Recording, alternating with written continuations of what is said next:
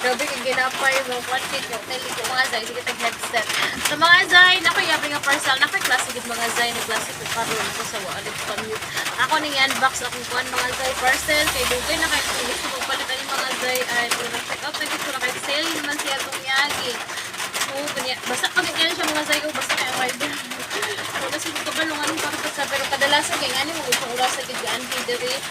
Sa'yo pa, ay din sa'yo di ay kuan dai sa so, kuwali siya mga zay, mouse na o kanang, mouse na siya o kanang, mouse na o keyboard. Kaya kung lahiyon ako sa mga zay, nag-try ko kung kaya di, mahal man, ay, so kaya na lang siya.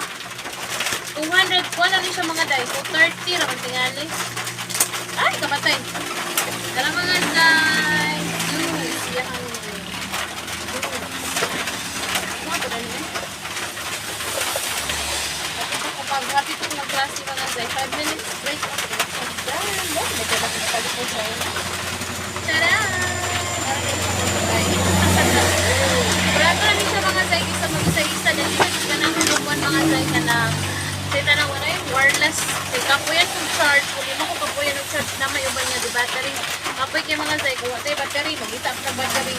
Ganina lang sa mga zay. Plug and play charge. Plug and play. Sa mga zay, kung gusto mo ni mga zay, ako rin butang diha. Sa kato ni siya gusto nyo ilalak ha. Kung ako rin butang diha mga zay, ang link sa comment section or sa yellow basket. Or mga zay, kaya mag-klasin ako. Bye!